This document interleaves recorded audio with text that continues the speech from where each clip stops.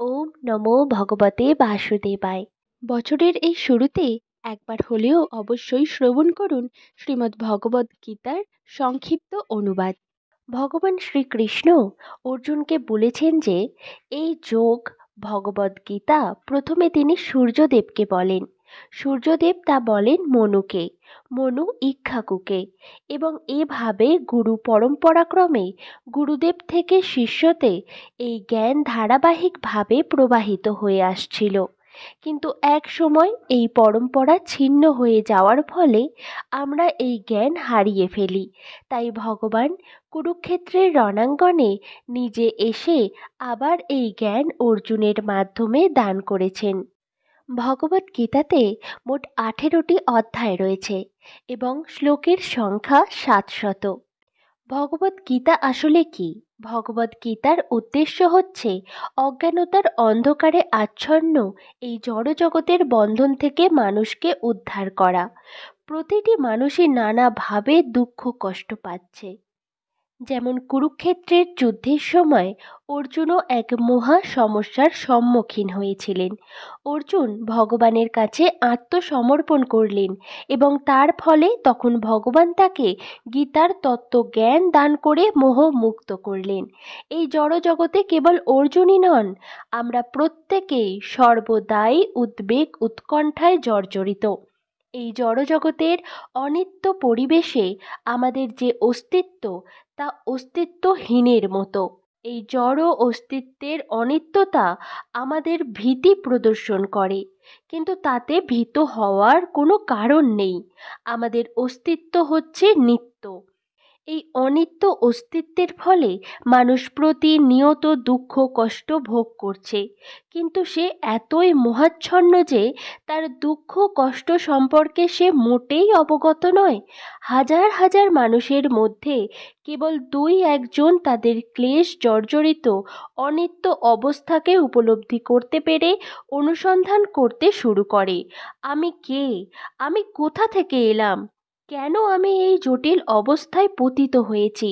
মানুষ যতক্ষণ পর্যন্ত না তার মোহাচ্ছন্ন অবস্থা কাটিয়ে উঠে তার দুঃখ দুর্দশা সম্পর্কে সচেতন হয়ে এই অবস্থা থেকে উদ্ধার পাওয়ার জন্য অনুসন্ধান করছে, যতক্ষণ পর্যন্ত না সে বুঝতে পারছে সে দুঃখ দুর্দশা চায় না, ততক্ষণ তাকে যথার্থ মানুষ বলে গণ্য করা চলে না।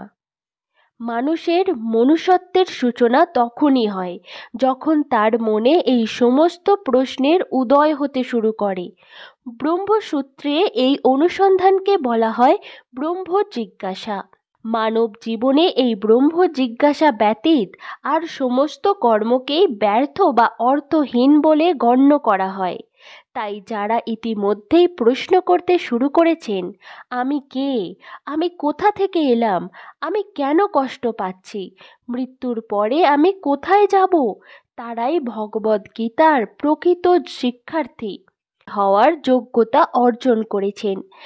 এই তত্ত্ব যিনি আন্তরিকভাবে অনুসন্ধান করেন, তিনিই ভগবানের প্রতি অকৃত্রিম ভক্তি অর্জন করেন। অর্জুন ছিলেন এমনই একজন অনুসন্ধানী শিক্ষার্থী।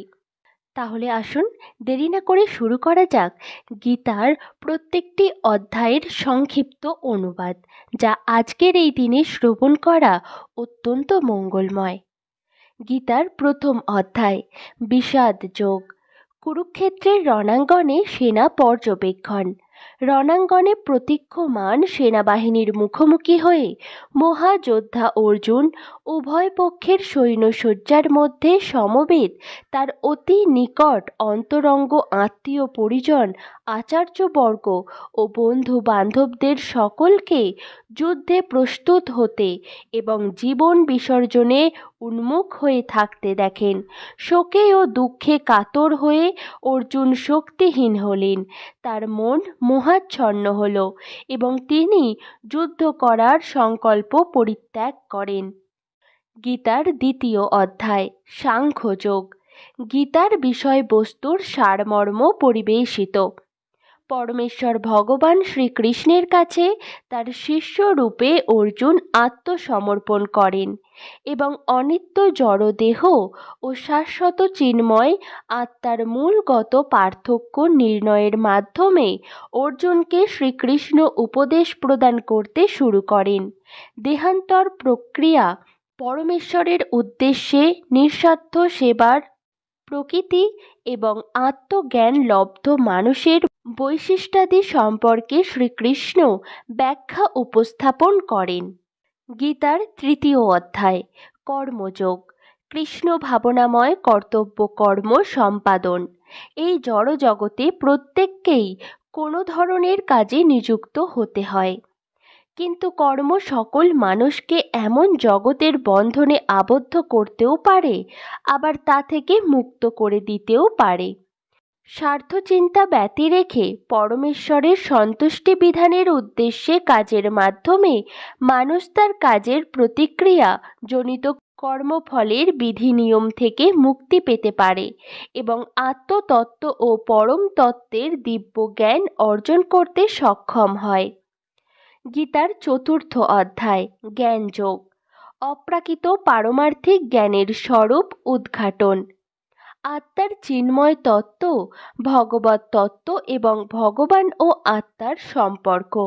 এইসব অপ্রাকৃত তত্ত্বজ্ঞান বিশুদ্ধ ও মুক্তিপ্রদায়ী। এই প্রকার জ্ঞান হচ্ছে নিঃস্বার্থ ভক্তিমূলক কর্মের ফলস্বরূপ। পরমেশ্বর ভগবান গীতার সুদীর্ঘ ইতিহাস, জড়জগতে যুগে যুগে তার অবতরণের উদ্দেশ্য ও তাৎপর্য এবং আত্মজ্ঞান লব্ধ গুরুর সান্নিধ্য লাভের আবশ্যকতা ব্যাখ্যা করেছেন। গীতার পঞ্চম অধ্যায় কর্ম সন্ন্যাস যোগ। কৃষ্ণ ভাবনাময় কর্তব্য কর্ম। বহির্বিচারে সকল কর্তব্য কর্ম সাধন করলেও সেগুলির কর্মফল পরিত্যাগ করার মাধ্যমে জ্ঞানবান ব্যক্তি পারমার্থিক জ্ঞান তত্ত্বের অগ্নিস্পর্শে পরিশুদ্ধি লাভ করে থাকেন। ফলে শান্তি, নিরাসক্তি, সহনশীলতা, চিন্ময় অন্তর্দৃষ্টি এবং শুদ্ধ আনন্দ লাভ করেন। গীতার ষষ্ঠ অধ্যায় ধ্যান যোগ। নিয়মতান্ত্রিক ধ্যান চর্চার মাধ্যমে অষ্টাঙ্গ যোগ অনুশীলন মন ও ইন্দ্রিয় আদি দমন করে এবং অন্তর্যামী পরমাত্মার চিন্তায় মনকে নিবিষ্ট রাখে। এই অনুশীলনের পরিণামে পরমেশ্বরের পূর্ণ ভাবনার রূপ সমাধি অর্জিত হয়। গীতার সপ্তম অধ্যায় বিজ্ঞান যোগ। পরম তত্ত্বের বিশেষ জ্ঞান। পরমেশ্বর ভগবান শ্রীকৃষ্ণ হচ্ছেন পরম তত্ত্ব, সর্বকারণের পরম কারণ এবং জড় ও চিন্ময় সর্ব বিষয়ের প্রাণ শক্তি।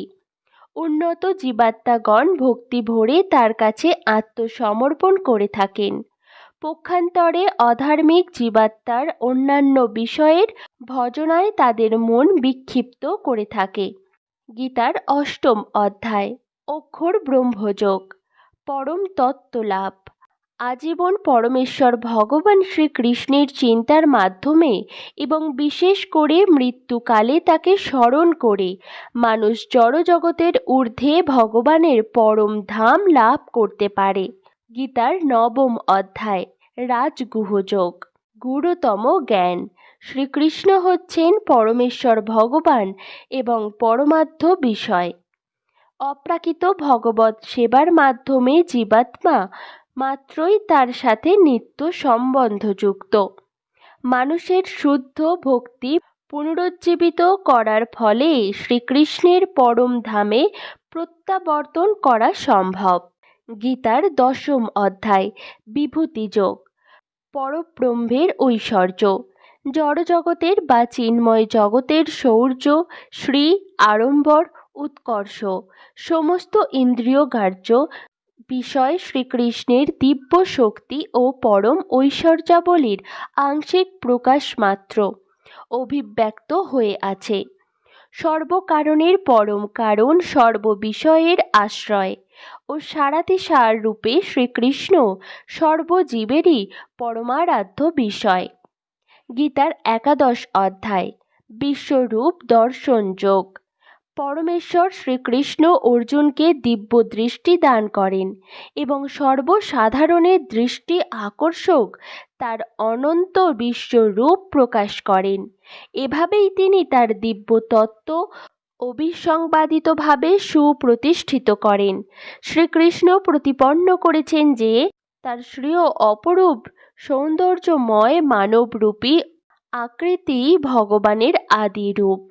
একমাত্র শুদ্ধ ভগবৎ সেবার মাধ্যমেই মানুষ এই রূপের উপলব্ধি অর্জনে সক্ষম। গীতার দ্বাদশ অধ্যায় ভক্তিযোগ। চিন্ময় জগতের সর্বোত্তম প্রাপ্তি বিশুদ্ধ কৃষ্ণ প্রেম লাভের পক্ষে ভক্তিযোগ বা শ্রীকৃষ্ণের উদ্দেশ্যে শুদ্ধ ভক্তি হচ্ছে সর্বশ্রেষ্ঠ উপযোগী পন্থা।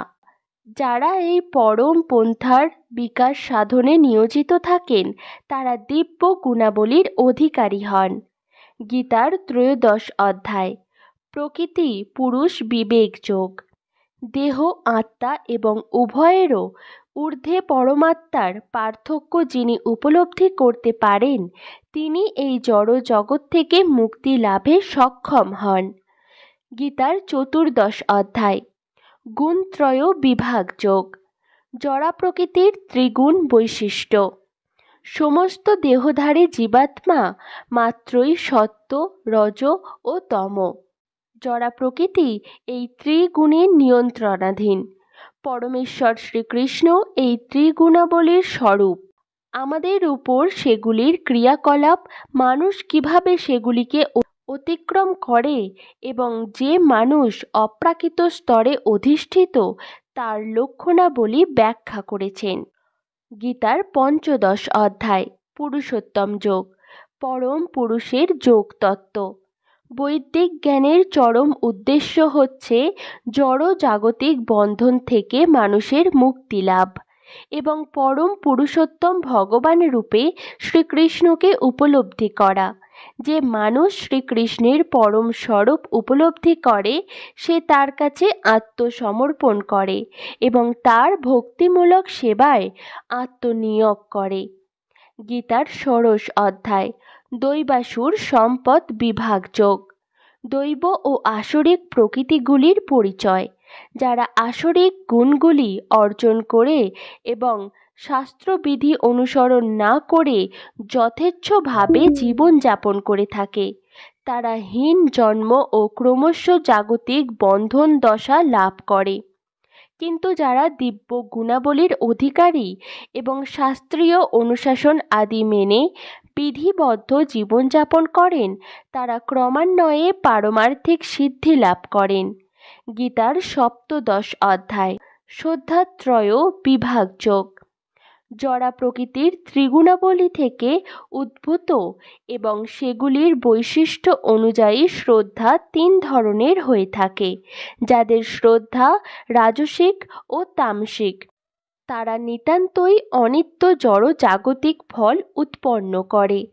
পক্ষান্তরে শাস্ত্রীয় অনুশাসন আদি মতে অনুষ্ঠিত সত্য গুণময় কার্যাবলী হৃদয়কে পরিশুদ্ধ করে এবং পরিণামে পরমেশ্বর শ্রীকৃষ্ণের প্রতি শুদ্ধ ভক্তি শ্রদ্ধার পথে মানুষকে পরিচালিত করে ভক্তিভাবে জাগ্রত করে তোলে।